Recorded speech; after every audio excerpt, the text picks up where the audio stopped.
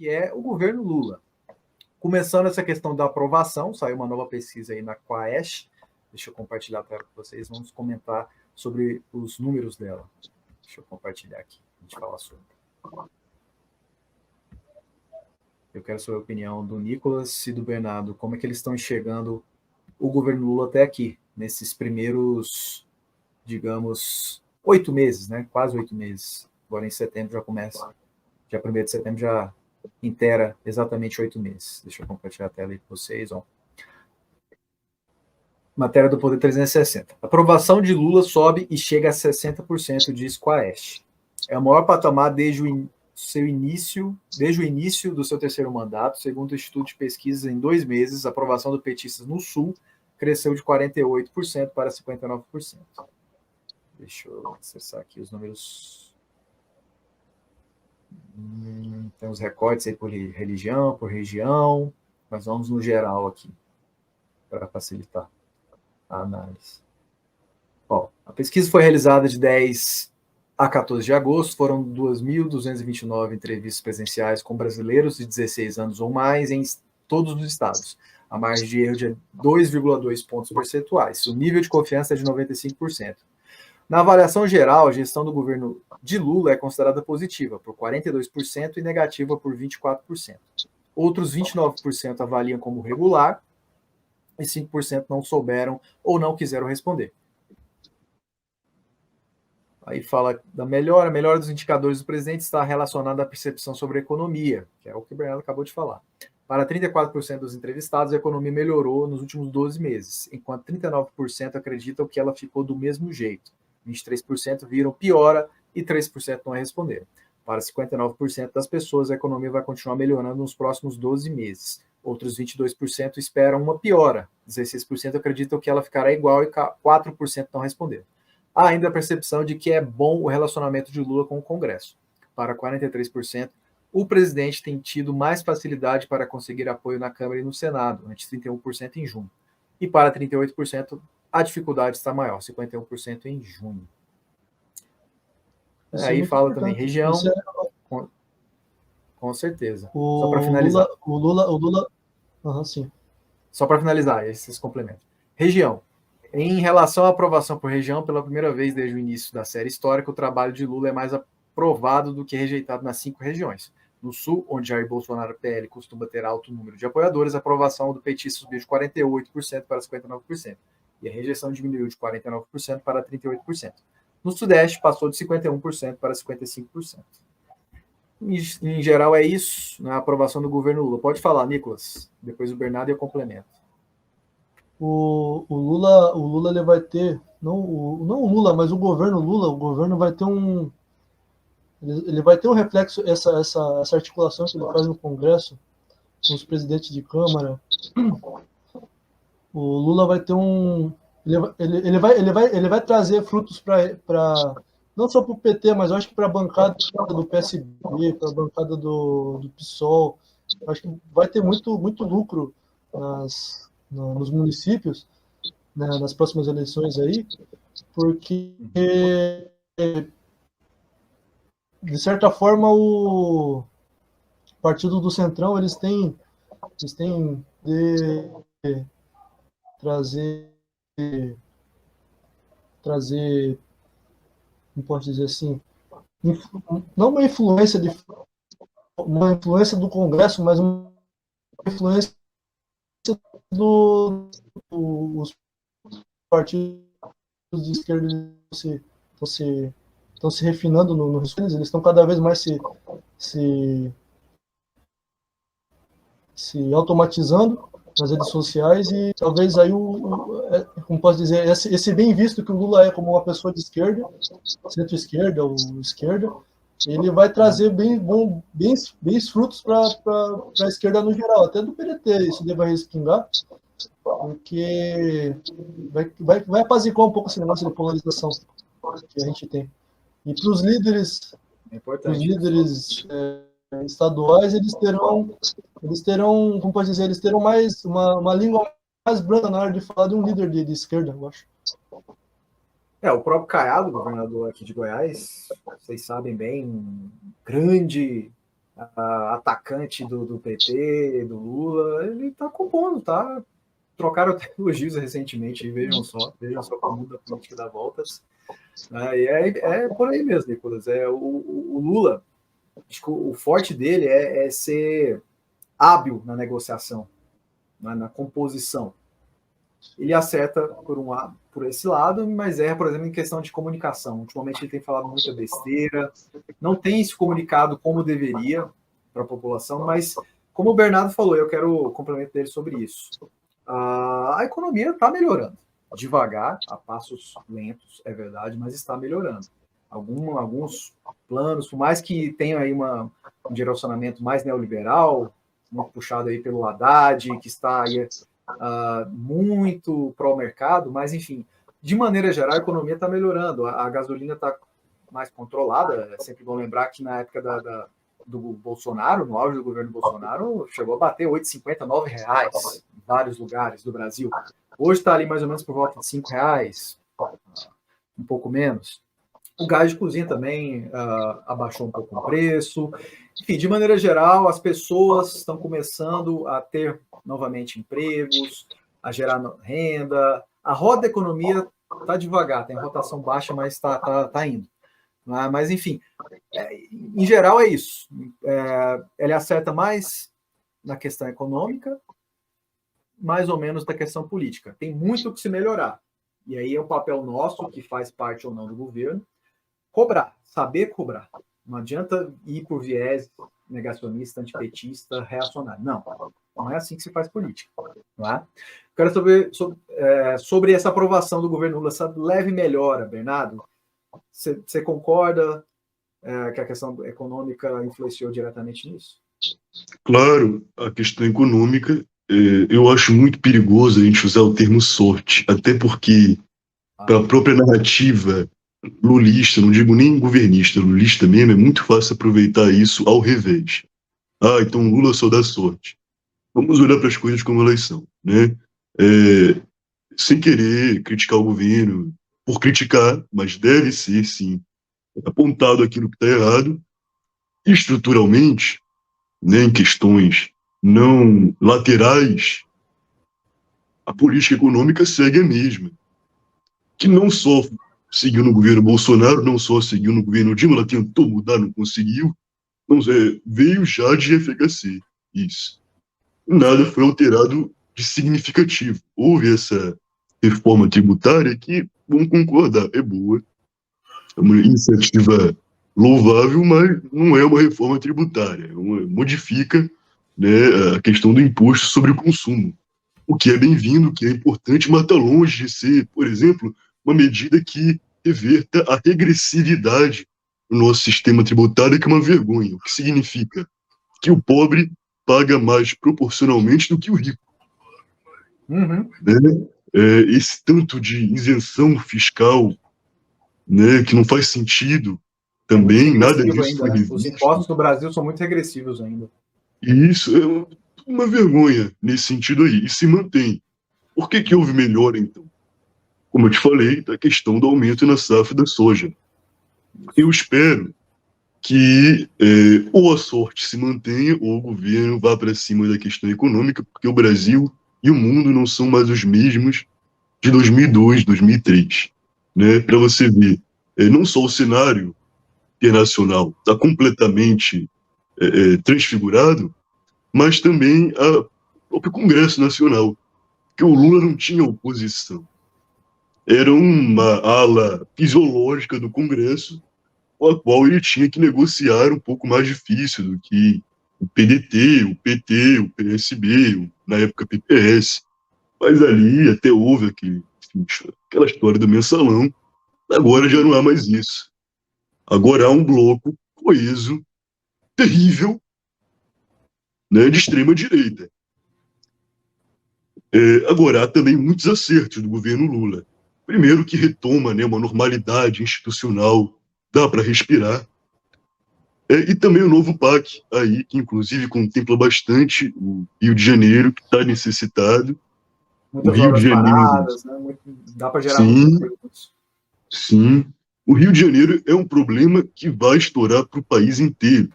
porque a questão do crime aqui não é mais o tráfico de drogas, é o domínio territorial. E por que que isso pega para o Brasil todo? Não só porque exporta esse modelo de crime, sabe? Estamos vendo agora na Bahia, São Paulo, Nordeste principalmente, pega muito isso, né? De facções criminosas que saem daqui e vão para lá, ou então que se espelham, aquele mimetismo. Mas não só isso. Aqui no Rio a gente tem concentração de órgãos do Exército Brasileiro. Agora, como é que 2/3 dessa cidade estão dominados pelo crime organizado? Como é que vai ser para a segurança nacional daqui a um tempo isso? Eles estão melhor armados do que a polícia, sabe? Sem E contar é os um milicianos, problema, né? Que sim, vieram sim, da Força milicianos e Policial. traficantes e grupos que têm muita facilidade, né, de transitar nos meios políticos, infelizmente. Então, ele tentar aí injetar dinheiro no Rio de Janeiro é uma questão que importa ao Brasil inteiro, né? Aqui na Presidente Vargas, Avenida, né, tem um grande hotel a céu aberto gerado pela desindustrialização. O trabalhador não tem mais como se sustentar, desempregado, né? Desindustrialização bateu forte aqui no Rio de Janeiro. Vai para onde? Vai para a rua. Nem mais camelódromo tem direito. Tá tudo minguado já, porque, enfim, falido completamente, né? E assim também o resto do Brasil. Então o PAC é muito bem-vindo. Fora isso, eu não posso deixar de mencionar, enquanto trabalhista, pedetista, a atuação do ministro Carlos Lupe. Ótimo trabalho. Está cultivando uma passagem, sabe, perfeita. Perfeita não, porque todo mundo comete seus deslizes, mas muito boa no Ministério da Previdência Social, enfrentando os bancos, enfrentando esse ideal liberal de austeridade do Haddad, da Simone Tebet, e é um agente muito importante no governo, é um cara que está lutando pelo Brasil e pelo povo brasileiro. Então, é um governo, sim, que tem os seus problemas, por exemplo, o arcabouço fiscal, né? 333 milhões cortados de educação, mais de 400 milhões cortados da saúde, né? Imagina, a educação no Brasil ela tem investimento deficitário, porque deveria ser. Sem dúvida. Né? Então, como é que você vai cortar mais ainda isso? Não faz sentido. É uma ação antipovo. E vale lembrar, né? Não adianta nada a economia pela economia. A finalidade da economia tem que ser o povo. E se esse está fora, é porque algo de errado está sendo feito. Isso, tem que tirar o Campos Neto, tem que tirar, abaixar muito essas taxas Selic absurda. Taxar grandes fortunas. Sai de 13%, isso. Diminuir a regressão dos impostos, né? E, consequentemente, a exploração das pessoas. Né? Tem que, de alguma maneira, estancar aí a sangria da desigualdade social. Né? Também cobrar alíquotas sobre lucros e dividendos, isso o Ciro pontua muito, e quando ele foi ministro, foi implementado. Para quem diz, não dá para fazer, isso aí não vai acontecer nunca. Pois é, dá para fazer. Quando tem, de fato, uma vontade política e comprometimento, isso acontece. Infelizmente, Lula, desde um certo tempo, está aí o nosso ponto de cisão com ele, não tem tanto afim por essa questão aí. Mas é muito importante que o governo Lula dê certo. Muito importante. Não pode dar errado. Não pode dar errado. Essa questão da Eletrobras, né, se você complementar, Nicolas, essa questão da Eletrobras também, a gente sabe que é óbvio que foi o Bolsonaro. E aí foi um erro do Ciro. Né? Acho que o Ciro, às vezes, ele também se comunica errado. Vá direto ao assunto. Fala, a Eletrobras que foi entregue pelo Bolsonaro, que infelizmente o Lula parece que não vai reverter a privatização dela. Né? Se não dá isso, dá margem para a mídia petista ou para os fanáticos do Lula e do PT ir lá atacarem. E aí é isso. Ele vai ficar sempre nessa eterna briga que é muito contraproducente para o campo progressista. Né? Então, acho que os dois erram. Né? O Ciro errou na forma como se colocou. A gente entende o mérito e ele tem razão nisso, mas não escreveu certo. Não se comunicou corretamente. E aí deu margem para esses ataques sacanas aí dos mais fanáticos do Lula e do PT. Até espécie ali de indireta da Janja. Pô, pelo amor de Deus, né, gente? Tá tudo errado. Fala aí, Nicolas. Nessa daí, eu acho que o PT ganhou por causa que ele investiu bastante em capital humano, viu?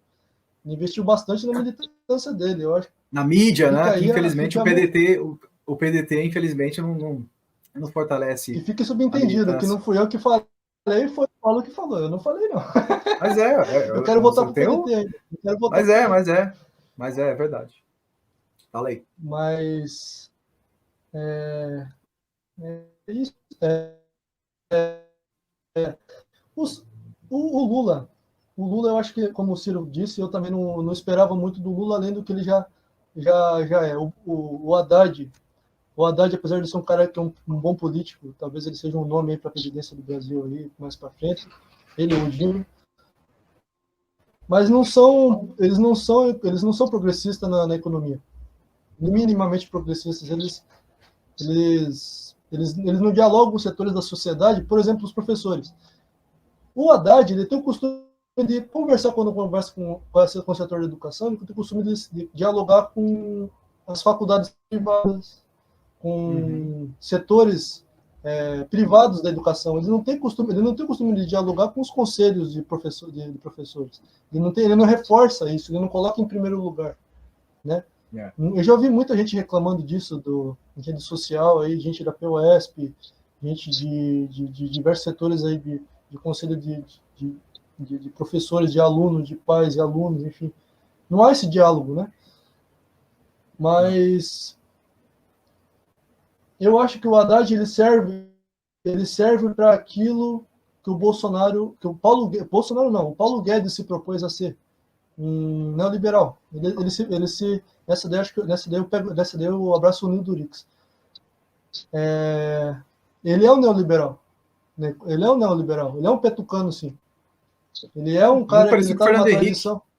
É o Fernando Henrique. Ele é o Fernando Henrique moderno.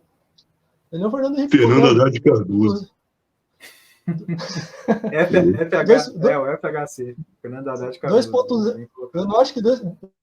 Eu acho que 2.0 seria, o prodígio seria, o Fernando Henrique 2.0 seria, se ele tivesse ganhado do Dória na Prefeitura de São Paulo. Pelo menos o FHC ganhava as eleições, né? O Fernando Haddad, infelizmente. Primeiro turno. E eu não estou falando que o Haddad é ruim, é uma pessoa boa. Eu acho que ele é um coração bom, uma boa pessoa. Mas, enfim, não focando no Haddad, mas eu acho que o Lula, que o Haddad é o presidente da economia, né? Nesse sistema parlamentarista, ele é o presidente da economia. Ele que se ele bater na orelha do Lula e falar assim, manda o Campos Neto embora, o Lula vai mandar embora. Ele confia no Haddad, ele confia. Agora, eu acho que o Lula ele sofre com uma coisa que ele não fez lá atrás, que foi a reforma política. Eu acho que o Brasil está muito refém. Está muito refém do Centrão ainda. Está muito refém do Centrão. O Centrão, eu vou falar que o Centrão é vítima nessa história, mas o Centrão é vítima do lobby. O lobby do dólar, o lobby dos juros, o lobby dos bancos, é o lobby da educação. Entendeu? Então, assim, eu acho que o Lula ele tem que fazer uma reforma. Eu vou pensar com a cabeça do Lula aqui. Eu falo assim, vou fazer uma reforma tributária que agrade a burguesia, vou pegar um naco de capital político. Vou fazer uma reforma tributária neoliberal, vou fazer uma reforma na educação, que ele não votou atrás, o Camilo Santana não votou atrás com a reforma da educação do Temer, não votou atrás. Vamos agradar a burguesia, que talvez eu possa fazer uma reforma política boa, progressista, uma reforma progressista que tire esse monopólio de poder, não do Centrão, mas de quem compra o Centrão. Não é compra, eu não vou falar compra, mas de quem financia o Centrão. Sim. Entende? Talvez seja uma boa saída para o Lula. Talvez o Lula esteja pensando nisso. Eu espero que o Lula esteja pensando numa reforma política. Para que na próxima eleição, que eu acho que ele não vai se candidatar de novo, porque ele vai estar muito, muito idoso. Eu acho que vai, em 2026. Eu acho que vai, viu, Nicolas? Até porque o perigo é muito grande do Tarcísio ganhar, se não for ele, viu? Não, eu acho que não vai, porque talvez eu acho que ele até aposta que o Tarcísio é moderado. Ele até aposta que o Tarcísio é moderado. Mas é que tá, se ele apostar de novo no Haddad ou no Dino, qualquer um dos dois vai perder pro Tarcísio, entendeu? Vamos ver. Eu acho que só Aí- ele tem chance de ganhar do Tarcísio, viu? Aí que eu espero que ele faça uma reforma política. Tem que Uma fazer. reforma política, Se pelo ele menos for- garanta 2 eleições daqui, né? Umas 2, Isso, 3 eleições. se ele for reeleito, que ele faça o que ele não fez lá em 2010, que ele tinha mais de 80% de aprovação, que ele poderia ter feito todas essas reformas que você falou, ou maior parte delas, e não fez. Né? Ele vai ter essa reparação histórica agora, se ele quiser. Né? A reforma política, reforma política e a reforma da estrutura, reforma tributária e a reforma uma revisão do que é concessão midiática também. Eu tenho um amigo petista aqui que mora no bairro que eu moro aqui, que ele fala que até hoje ele é da ala do Dirceu. Ele fala que até hoje ele sente muito ódio, acho que do mercadante do Lula por não ter investido em internet e focou em televisão. É verdade. Agora estão correndo atrás do prejuízo, né? Mas, enfim. Agora mesmo. Fala aí, Bernardo. O Nicolas comentou a questão lá do novo ensino médio, né? E aqui lembrar, a Juventude Socialista, ela foi às ruas contra o novo ensino médio, pedindo a revogação, ainda não foi revogado pelo ministro Camilo Santana. E para quem não sabe o que está acontecendo hoje no ensino médio brasileiro, é basicamente o seguinte: tiraram muitas das matérias comuns, deixaram, sabe, um período mínimo para elas na grade curricular e abriram espaço para matérias que ninguém sabe do que tratam. O intuito não é só desmantelar a educação. Aliás, eu acho que sequer é intuito. Desmantelar a educação é consequência. Está atendendo aos interesses de empresários, fabricantes, olha que coisa mesquinha, de apostilas, de materiais, que o professor, que ele sai de uma faculdade, de uma licenciatura de história, de geografia, de biologia, ele não está apto a dar aula sobre, sei lá, inclusive uma matéria aí que estão dando, produção de sabonete. Ele não está apto a isso, um historiador recém-formado, licenciado. Então, ele vai ter que recorrer às apostilas. É basicamente isso. Parece absurdo, mas é o que está acontecendo hoje no ensino médio brasileiro. E vai afetar, não é o jovem de classe média que tem acesso a uma boa escola particular, que vai poder fazer o vestibular muito bem. O jovem pobre. Inclusive, já afetou, nos últimos anos aí, pessoa que fez Enem e passou pelo ensino médio em escola pública. Porque é muito engraçado. Tiraram filosofia, deram menos espaço para história e tal, mas continua sendo cobrado no Enem. E aí ele chega lá, olha para aquilo, nunca viu. O que ele viu na escola? Fabricar sabão. O que rola por aí? Isso é o nome de uma disciplina que foi dada, o que rola por aí. Sabe o que se trata disso? Pelo amor de Deus. É um absurdo, né? Então, é uma loucura que está acontecendo. E a gente foi à rua, na Convenção Nacional da União Nacional dos Estudantes, a gente fez pressão, inclusive, quando estava lá no Nilson Nelson, um evento com o Mujica e com o Lula, o Camilo Santana subiu no púlpito. Não dava para ouvir a voz dele, de tanto que reivindicaram, né, a revogação do novo ensino médio, mas continua aí. Então, está aí uma cobrança. Precisa, ou o novo ensino médio acaba, ou o ensino público brasileiro acaba. Um desses dois. Boa.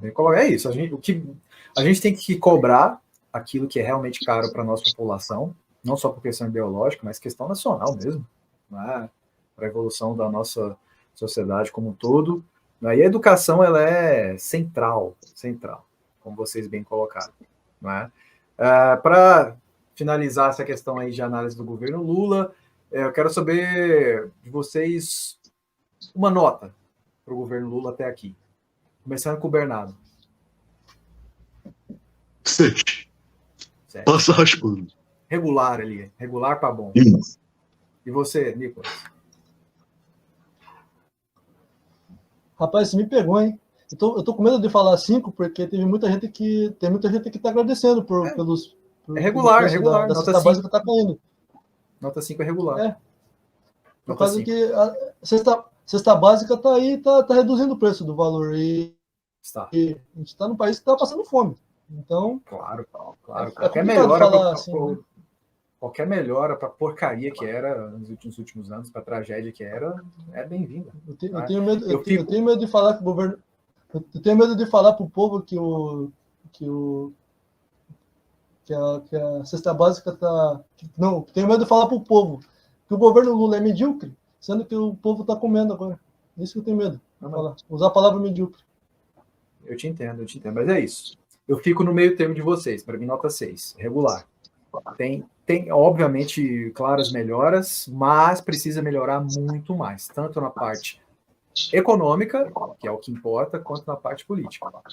A gente tem que continuar cobrando o Lula, né, trazendo ele mais para a esquerda, que está muito neoliberal, dando muito espaço para os neoliberais, tanto quanto antes. Né? Mas é isso. A tendência é melhorar, mas até aqui é isso, nota 6. Vocês não precisam ser governistas, não precisam ser puxa-saco. Quem acompanha nosso trabalho aqui no nosso canal, até mesmo os perfis aí do Central Trabalhismo, do próprio Nicolas, do Bernardo, sabe que a gente sabe criticar o Lula e o PT. Né? Nós não somos passadores de pano. Para isso ele tem vários outros. Não é o nosso trabalho. Né? Mesmo que insistem em nos chamar de petistas, de infiltrados, cara, nada a ver. Eu fui até muito crítico aí nos últimos anos ao Lula e ao PT. Né? Mas eu não sou antipetista, sempre deixei claro, eu não sou e não vou surfar essa onda antipetista. Eu tenho a questão moral, eu perdi muitos seguidores, aqui o nosso canal perdeu engajamento, perdeu visualizações. Que é isso, a minha dignidade, a minha coerência não está à venda. Se você quer caminhar por um caminho escuso, reacionário, vão para lá. Aqui não é o lugar disso. Não é? Por isso, inclusive, que eu mudei o nome do canal de Ciro Progressista para Politicar Progressista, porque meu trabalho hoje em dia, de militância, é além da figura do Ciro. É além até, inclusive, da questão partidária. É mais a questão ideológica, né, de esquerda, progressista, como o próprio nome entrega. Né? Então é isso, a gente tem que cobrar o Lula para ele acertar mais, né, porque ele precisa acertar mais, porque senão a extrema-direita volta. E aí pode voltar com o Tarcísio, né, que é tão perigoso quanto o Bolsonaro, porque ele não é burro como o Bolsonaro. Ele é até considerado moderado, mesmo a gente sabendo que eles representam quase a mesma coisa ali, de extrema-direita, não é? É isso, a gente tem que fortalecer o nosso lado e parar com essa polarização, digamos assim, dentro da esquerda. Gente, não, tá errado. O Ciro erra, o Lula erra, e né, a militância desses dois lados precisam chegar no denominador comum. Gente, o Brizola batia tanto quanto no Lula, e ele aceitou ser vice do próprio Lula em 98. Eles se acertaram ali politicamente no final da vida do Brizola.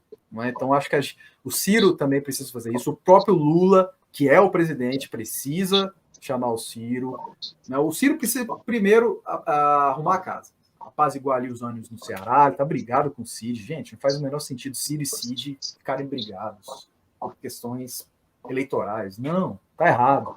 Precisa se acertar e depois, no segundo passo, nacionalmente, Ciro e Lula se acertarem também. Eu não vejo um sucessor melhor pro Lula que o Ciro Gomes. Acho que o Flávio Dino e o Fernando Haddad não estão preparados para sê-lo. Inclusive, eles são presas fáceis para serem derrotados por um Tarcísio da vida.